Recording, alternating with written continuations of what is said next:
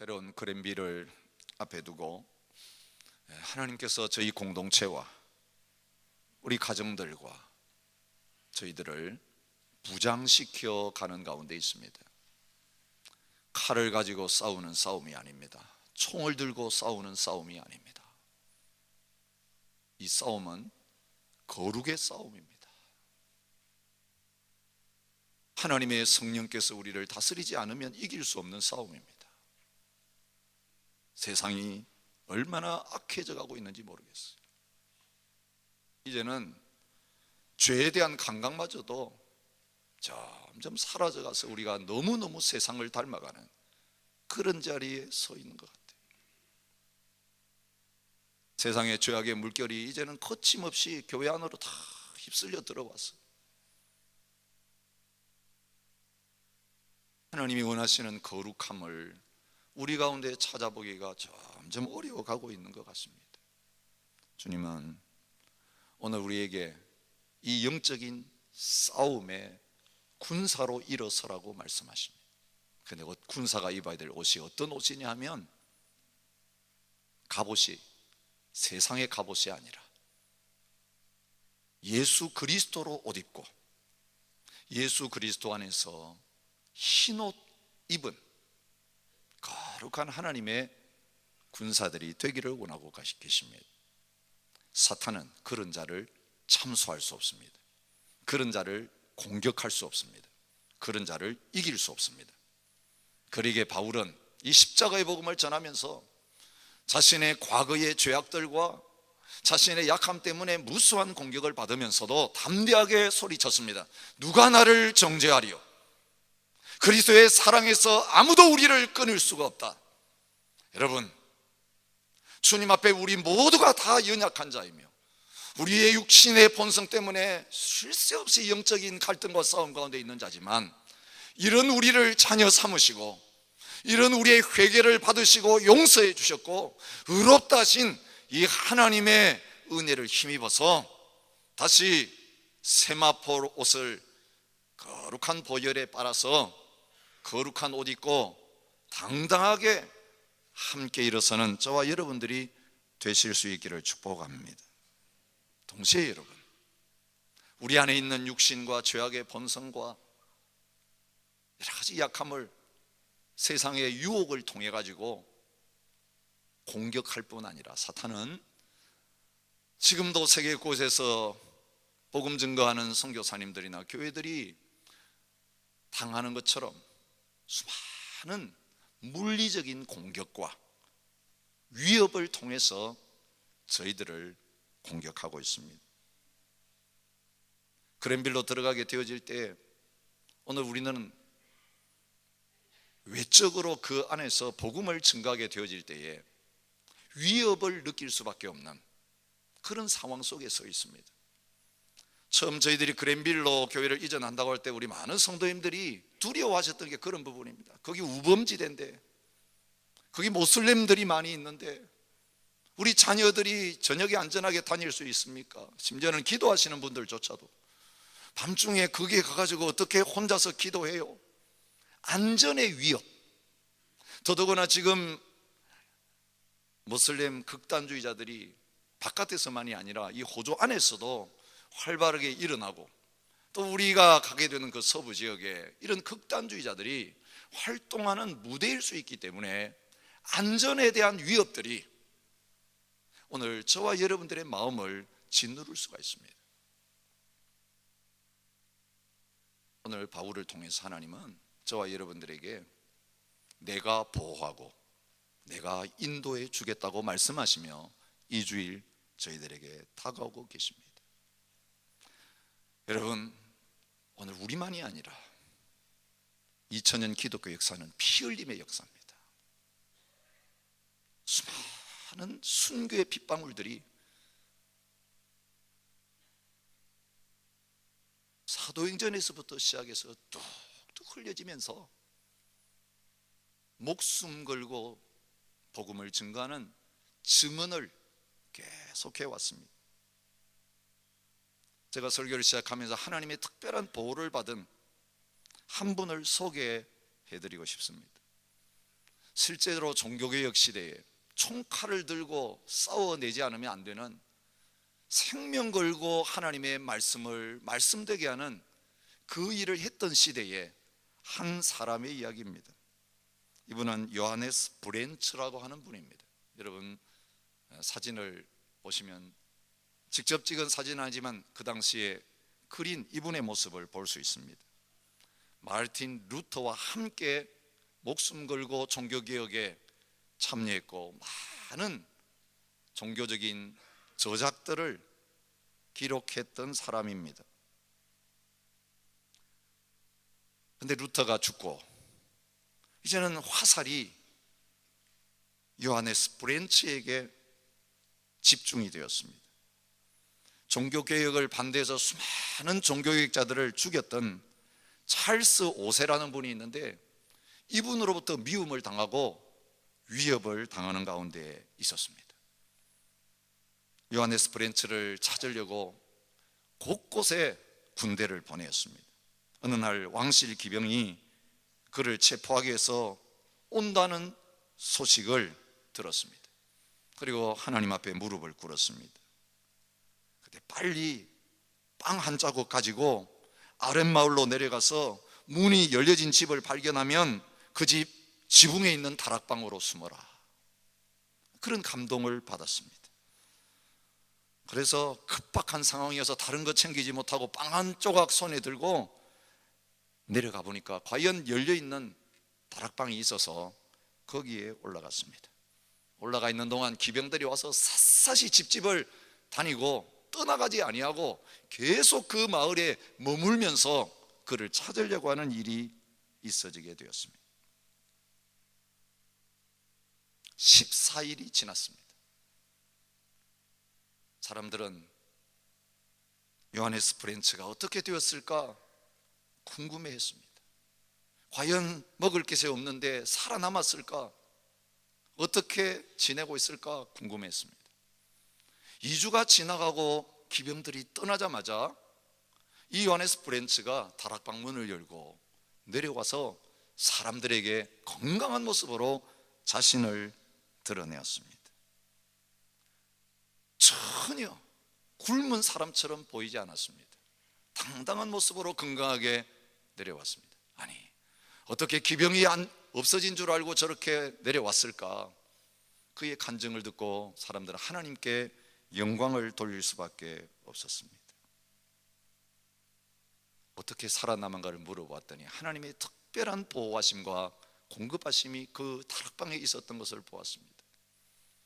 들어간 그 빵 한 쪽밖에 없었는데 아침이 되면 매일 암탉이 한 마리씩 그가 머물고 있는 다락에 올라와서는 달걀을 놓고 내려가는 것입니다. 14일 동안 하루도 빠짐없이 이 일이 계속되었습니다. 여러분, 그가 올라오기 전에 거기에 달걀이 하나도 없었습니다. 닭이 올라와서 알 낳는 장소가 아니었습니다. 그리고 14일이 딱 지나서 기병들이 철수한 다음에 더 이상 닭이 올라오지 않았다는 거예요. 그래서 그날 아침에 닭이 올라오지 않으니까 이제는 더 이상 내가 여기에 머물러 있을 이유가 없구나. 그래서 내려왔다는 것입니다. 여러분, 우리가 성경에서 하나님께서 살아계시면서 당신의 백성들, 믿음으로 하나님을 의지하는 백성들 어떻게 보호하시고 어떻게 먹여 살리시는가 하는 것을 수없이 보고 듣고 알고 있습니다. 근데 문제는 하나님의 말씀이 그렇다고 하지만 실제 우리의 현장 속에서는 조그만 어려움 하나 가지고도 하나님을 신뢰하지 못하고 두려워하고 걱정하고 염려하고 말씀에 순종하기를 주저하고 있을 때가 얼마나 많은지 모른다는 것입니다. 하나님의 복음을 위해서 살아가는 사람들, 하나님께서 죽이시고 하나님이 살리시는 것이지 죽이려고 하는 적들이 죽이는 것 아니고, 먹을 것 없어서 죽는 거 아니고, 병 걸려서 죽는 거 아니다. 죽을 때가 되니까 하나님이 불러가신다. 바울의 생애를 통해 하나님이 보여주고 계십니다. 오늘 우리는 묵상하는 사도행전을 통해서 하나님의 부르심 앞에 순종하면서 모든 민족을 향하여 복음 증거하는 증인이 되기 위해서 생명 걸고 달려가는 바울의 모습을 발견할 수 있습니다. 우리가 이미 묵상했던 사도행전 19장 21절, 에베소에 있을 때에 하나님께서 바울에게 예루살렘에 가서 일을 한 다음에 로마도 내가 보아야 되겠다라고 하는 거룩한 소원을 허락해 주셨습니다. 에베소 사역이 한참 잘 되고 있을 때입니다. 3년 안에 이 에베소 안에 놀라운 부흥이 일어났을 때입니다. 그런데 하나님이 이제는 떠날 때가 되었다. 예루살렘을 거쳐서 로마로 가야 된다고 하나님이 감동을 주십니다. 그저 인간적인 비전과 생각이 아니라 성령님께서 주신 감동이었다고 사도행전 20장 22절에서 말합니다. 에베소 교회 장로들을 모아놓고 마지막 고별 설교하면서 뭐라고 말하냐면, 나는 성령에 매여서 예루살렘으로 간다, 성령님이 나를 끌고 계신다, 그렇게 말하고 있습니다. 여러분, 바울이 성령에 매여서 예루살렘으로 올라가는데 과정에서 성도들을 만나서 교제하게 됩니다. 근데 여러분, 바울을 고민시키는 일이 만나는 성도들을 통해서 있어지게 되었습니다. 울면서 올라가면 안 됩니다. 올라가지 마십시오. 제발 우리하고 함께 있읍시다. 지금은 떠나실 때가 아닙니다. 여러분, 고별 설교하면서 바울이 얼마나 단호한 태도를 취하는지를 우리가 볼 수 있습니다. 오직 성령이 각 성에서 내게 증언하여 결박과 환난이 나를 기다린다 하시나. 사람들이 말해준 게 아니에요. 사람들이 말할 때마다 성령님의 감동을 받아서 예언하면서 말하는 거예요. 바울 자신의 마음에도 성령님이 발자국을 떼어 놓을 때마다 이제는 많은 환난이 앞으로 있을 것이다, 고난이 있을 거다, 순종하고 가니까 잘 될 거다가 아니고, 너의 앞길에 너가 받았던 어떤 고난보다 더 많은 고난이 있다, 그렇게 성령께서 말씀해 주시는데도 그는 어떤 자세를 가집니까? 내가 달려갈 길과 주 예수께 받은 사명, 곧 하나님의 은혜의 복음을 증언하는 일을 마치려 하면은 나의 생명조차 조금도 귀한 것으로 여기지 아니하노라. 죽는다라고 말씀하시는데 바울은 생명을 주님 앞에 내려놓고, 원하신다면 저의 하나밖에 없는 생명 가져가셔도 됩니다.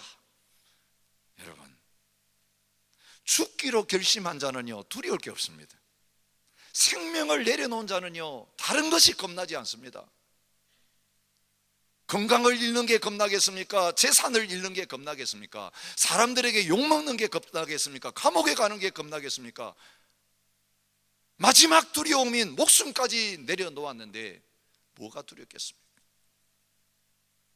가는 곳곳마다 성령의 감동을 받은 사람이 예루살렘에 들어가지 마십시오, 예루살렘에 들어가면 이렇게 묶이게 될 것입니다 말하고 있음에도 불구하고 그는 조금도 복음을 향한 자세, 달려가야 될 그 길을 향한 그의 자세를 멈추지 않습니다. 바꾸지 않습니다. 오히려 이렇게 말합니다. 여러분이 어찌하여 울어 내 마음을 상하게 하느냐?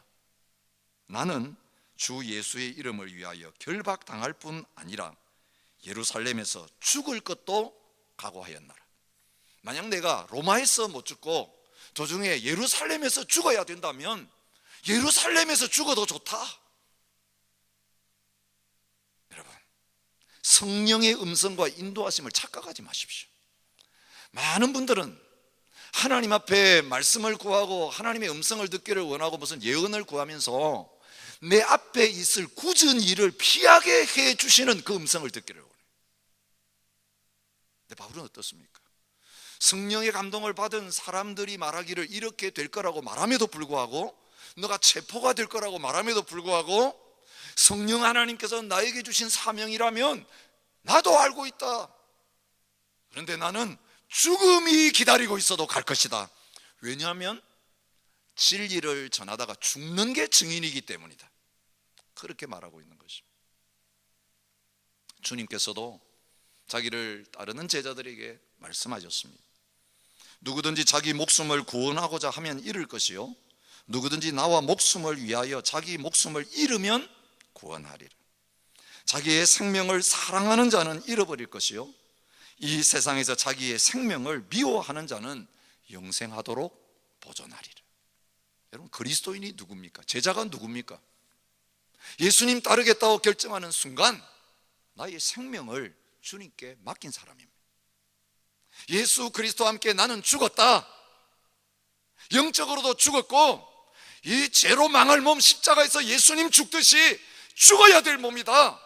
나의 죽음을 선포하고 주님과 하나 된 사람이 그리스도인이요 제자입니다. 그러기에 그리스도인의 삶은 어떤 삶입니까? 이제 죽음과 생명을 초월한 삶입니다. 부활의 약속을 받은 사람이기에, 영원한 생명을 약속받은 사람이기에 살고 죽는 것 초월하고, 살고자 하면 죽고 죽고자 하면 산다라고 하는 이 믿음의 원리를 가지고 주님 시키시는 대로 복음을 위하여서, 진리를 위해서 담대하게 나가는 삶입니다. 모든 것 다 위탁했습니다. 예루살렘에 올라가면서 죽어도 괜찮다라고 주님 앞에 그 생명 맡기고 올라갔습니다. 하나님께서, 우리 주님께서 목숨 걸고 주님 복음을 위해서 헌신하는 이 바울 어떻게 보호하시고 어떻게 인도해주고 계시는지 사도행전을 통해 보여주고 계십니다. 우리가 묵상했던 27장에 보면 바울이 예루살렘에 올라가서 성전에 예배 드리려고 올라갑니다. 그때에 바울을 미워했던 유대인들이 폭동을 일으킵니다. 이 사람 율법을 비방하고 성전을 비방하는 사람이다, 이 거룩한 성전에 이방인들 데리고 와가지고 더럽혔다. 온 성이 소동해서 바울에게 달려와가지고 성전 안에서 바울을 끌고 돌로 쳐서 죽이려고 성전 밖으로 끌고 나갔다, 그렇게 말하고 있습니다. 그리고 실제로 바울을, 옛날에 바울이 스데반을 쳐서 죽이려고 한 것처럼 이제는 바울이 그 자리에 서서 이 유대인들에 의해서 죽임을 당하려고 하는 위기에 처했습니다. 근데 하나님은 성이 시끄럽다고 하는 소문을 듣고 군대 천부장이 그 현장에 달려오게 만드셨습니다. 군인들이 나타나니까 사람들이 때리는 것을 스톱했습니다. 쇠사슬로 결박시켜가지고 바울을 이제 군대 안에 있는 감옥으로 끌고 가는 자리에 있었던 것을 볼 수 있습니다. 여러분, 하나님은 바울의 생명을 건져주셨을 뿐만 아니라 조금 전에 복음 때문에 예루살렘에 올라갔다가 죽을 뻔한 자리에 있었는데도 자기의 생명은 돌보지 아니하고 오히려 끌려가면서 천부장에게 부탁해가지고 잠깐 나를 여기 청대 위에 좀 서 있게 해주십시오. 그리고는 쇠사슬에 묶인 채로 층계 위에, 계단 위에 서가지고 자기를 향하여 미워하는 그 무리들을 향하여서 예수 그리스도의 복음을 증거하는 그런 기회를 만들고 있는 것을 보게 돼요. 공회 앞에 나아가서 그 공회원들 앞에서 또한 당당하게 죄수의 신분이지만 복음을 증거하는 일을 하고 있는 것을 이어지는 말씀을 통해 보여주셨습니다. 이렇게 되어질 때에 이대로는 놔두면 바울이 보호를 받으니까 바울을 반드시 죽여야 되겠다라고 하는 음모를 꾸미는 40명의 결사대가 나타났습니다. 다시 재판받는 자리에 보내주십시오. 그리고 오는 길목에 매복했다가 그를 죽이려고 하는 음모를 꾸미는 일이 있어지고 있었습니다. 근데 하나님은 이 바울에게 그 음모가 행해지기 바로 전날 저녁에 나타나셔서 약속하십니다. 우리가 읽지 않았던 바로 11절 말씀이죠. 어제 본문 말씀입니다. 그날 밤에 주께서 바울 곁에 서서 이르시되 담대하라, 내가 예루살렘에서 나의 일을 증언한 것 같이 로마에서도 증언하여야 하리라. 내가 너에게 로마에서 복음 증언하기 위해서 로마도 보아야 되겠다는 소원을 내가 주었다면, 그 소원이 나의 것이라면 그 로마로 가는 과정에 어떤 어려움이 있고 어떤 환난과 핍박과 장애물이 있어도 기어이 너를 살려서 너를 지켜서 내가 로마에 세워서 그 황제 앞에서 당당하게 나의 복음을 증거하는 그 기회를 허락하겠다. 하나님께서 친히 약속하시는 것을 오늘 말씀을 통해서 볼 수 있는 것입니다. 여러분, 놀라운 것은요, 하나님의 감동과 하나님의 약속이 있다고 해서 모든 게 수월하게 풀려나가거나 어려움이 안 생기지 않는다는 거예요. 많은 분들이 착각합니다. 하나님의 은혜를 받고 하나님의 말씀을 받고 하나님의 특별한 어떤 인도하심을 받은 다음에는 이제 잘 되구나 하면서, 잘 됐구나 하면서 긴장을 풀어버리는 경우가 너무 많다는 거예요. 아니에요. 예루살렘을 향하여 감동을 받아 올라가면서 예루살렘에서 바울은 온갖 어려운 일을 당했습니다. 죽을 뻔했습니다. 로마로 가야 되는 그 하나님의 확정을 받았지만 바로 로마로 간 게 아닙니다. 2년 동안이나 가이사라의 감옥에 갇혀서 지루한 시간들을 보내야만 했습니다. 그러나 하나님의 때가 되니까 하나님의 방법으로 그 약속을 성취하신 것을 보게 됩니다. 하나님은 바울 죽이기 전에는 먹지도 않겠다, 마시지도 않겠다 결사동맹한 그 사람들의 음모, 숨은 음모를 발각되게 하신 것을 우리가 읽은 말씀이 보여주고 있습니다. 바울의 생질이 그걸 알고는 바울에게 다가왔습니다. 바울은 백부장 불러가지고 천부장에게 데려가서 이 사람 말 들어보세요 해서 그 숨은 모든 음모를 다 알리게 되었습니다. 결과는 어떻게 되었습니까? 급하게 바울을 군사들에게 호송하게 하면서 안전하게 가이사라로 옮기고 있는 것을 볼 수 있습니다. 그리고 그 가이사라에서 죄수의 신분이 되어서 가이사에게 항소하노라, 가이사에게 직접 재판을 받기로 한다, 로마 시민권 내세우면서 그 시민권자가 황제 앞에 재판받겠다고 하면 모든 재판이 중지하고 황제 앞에 가야 되는 그 권리를 사용하면서 당당하게 로마를 향하여서 가게 되어지는 것을 성경이 보여주고 있습니다. 사랑하는 성도 여러분, 바울을 성령으로 감동하셔서 인도하셨던 그 하나님이 성령의 인도하심에 순종하면서 증인의 삶을 살기 위해서 한 걸음 한 걸음 핍박과 환난을 두려워하지 않고 나가는 그를 보호하여 주셔서 마침내 주님이 하려고 하시는 그 일을 온전히 이루게 하셨습니다. 여러분, 주님이 오늘 저희 교회와 저희들을 그랜빌 땅으로 가서 거기에서 모든 민족을 향하여 복음을 증거하라고 주님이 말씀하셨고, 우리가 믿음으로 이제는 각오하면서 순종하고 나가게 되어질 때에 저희 교회를 33년 전에 세우시고 지금 저희들을 이 공동체의 멤버로 부르셔서 이제는 함께 가나안 땅을 향하여 나가게 하실 때에 하나님이 저희들을 통해서 이루고자 하시는 모든 것들을 다 성취하실 것입니다. 그러나 여러분, 환난이 있을 것입니다. 공격이 있을 것입니다. 위협이 있을 것입니다. 그러나 그 위협 가운데서 물 가운데도 함께 하시고 불 가운데도 함께 하시겠다고 약속하신 주님이 함께 하시며 저희들을 지키시고 보호하실 것입니다.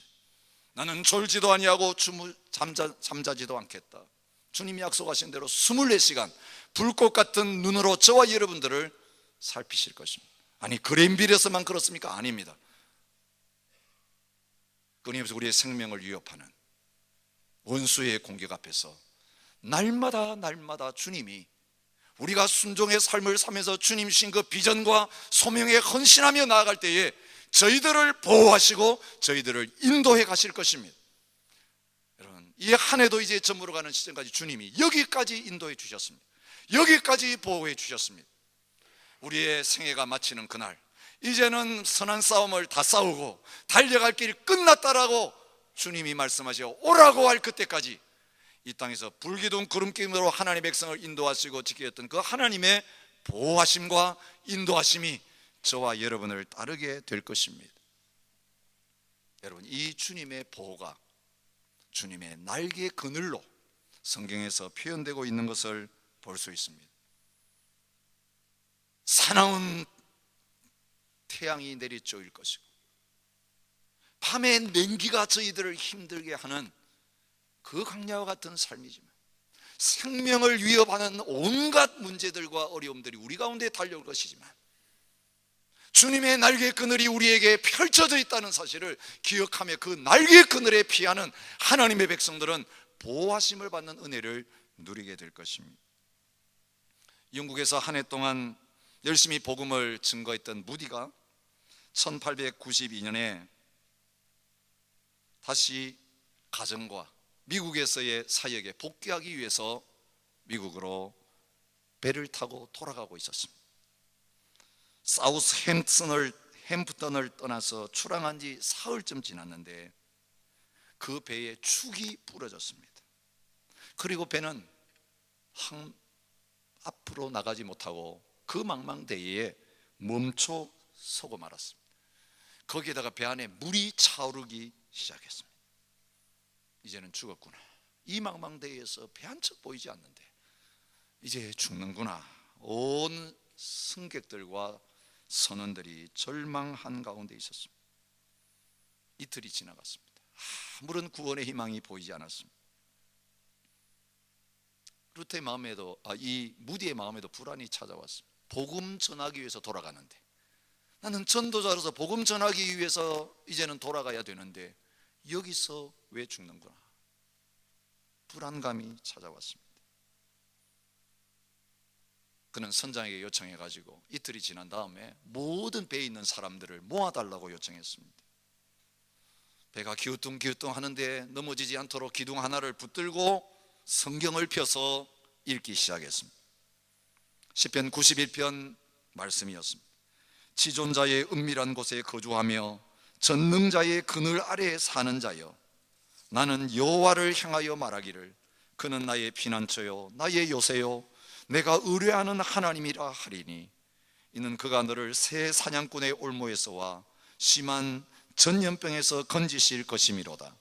그가 너를 그의 깃으로 덮으시리니 내가 그의 날개 아래에 피하리로다. 여러분, 이 배는 더 이상 저희들이 피할 곳이 되지 못합니다. 이제 기울어가고 있습니다.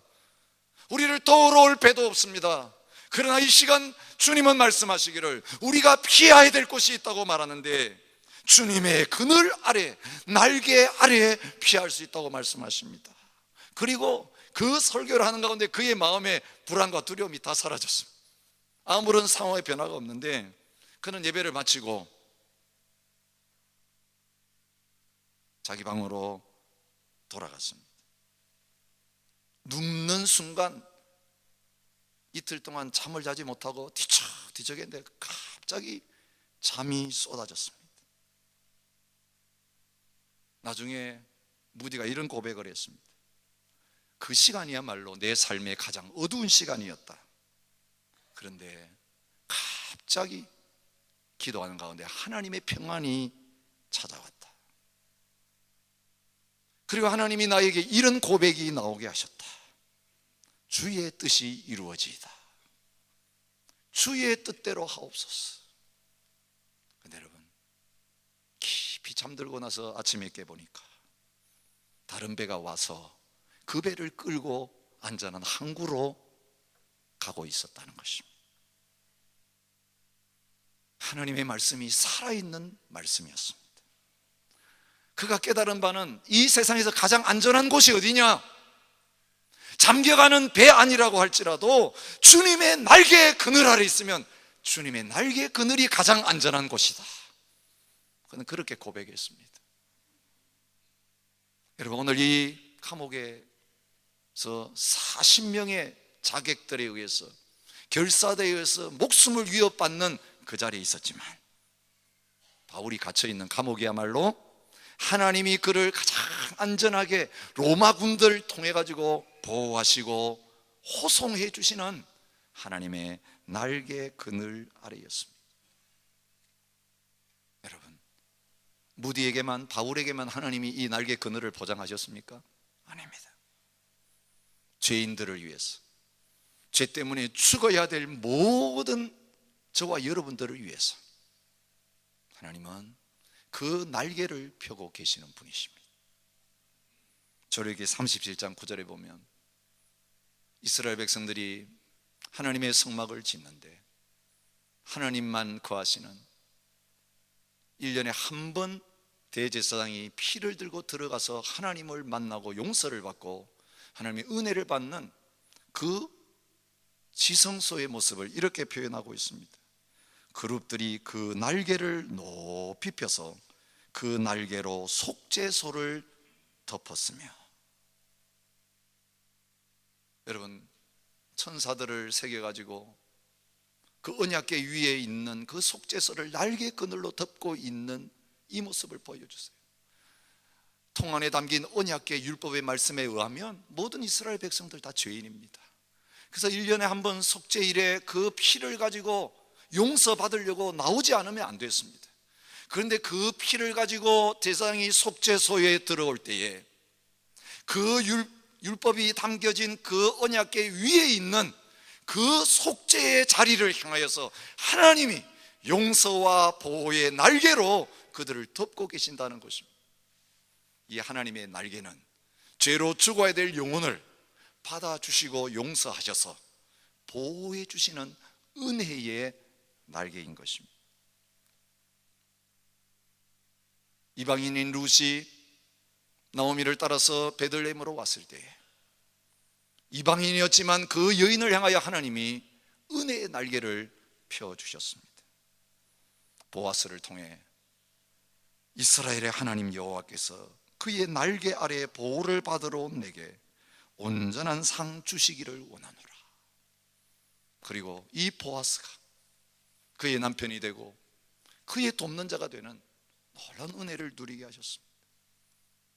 우리의 아내를 범했던 다윗, 왕으로서 사람을 죽이고 간음하고 거짓말하고 도무지 왕의 자리에 서 있을 수 없는 그였지만 그가 베개를 눈물로 적시며 하나님의 은혜를 구하며 주님의 장막 앞에 나와서 그 날개 그늘 아래에 나를 품어달라고, 나를 피하게 해달라고 부르짖었을 때에 그를 용서하시고 놀라운 은혜를 베풀어 주신 것을 보게 됩니다.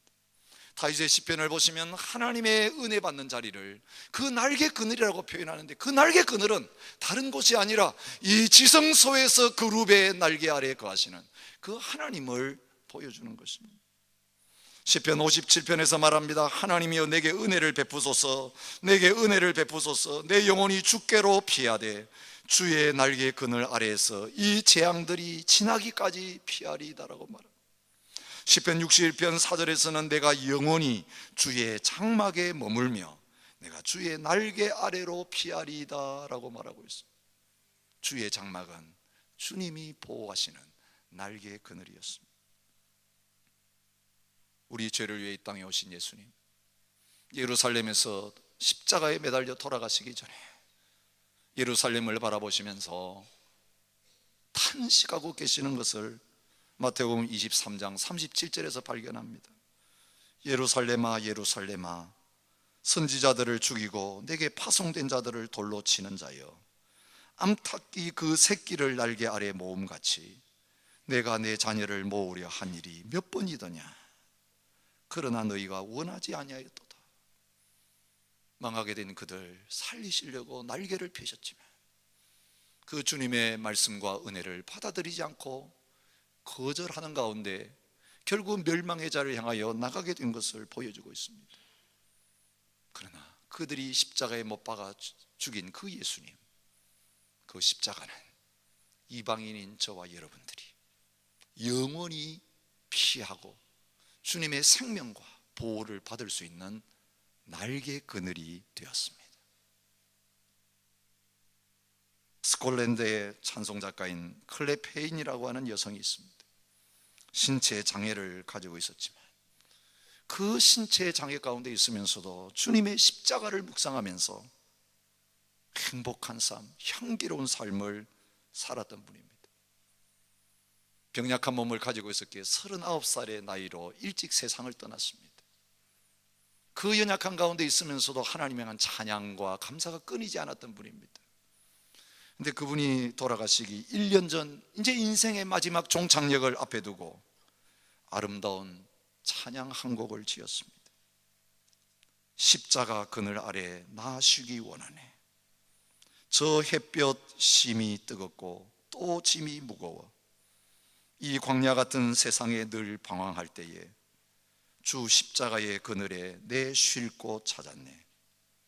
내 눈을 밝히 떠서 십자가 볼 때 날 위해 고난당하신 주 예수 보인다. 그 형상 볼 때 내 맘에 큰 찔림 받아서 그 사랑 감당 못하여 눈물만 흘리네. 십자가 그늘에서 나 길이 살겠네. 나 사모하는 광채는 주 얼굴뿐이라.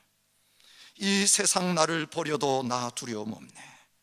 내 한량없는 영광은 십자가뿐이라. 사람들의 비난과 조롱, 사람들의 공격 앞에서, 원수의 공격 앞에서, 마귀의 공격 앞에서 피할 곳을 얻지 못하고 갈팡질팡 헤매는 저와 여러분들을 향하여서, 그래서 주님은 십자가의 날개를 펴시며 저에게 다가오십니다. 나에게 와서 피하라.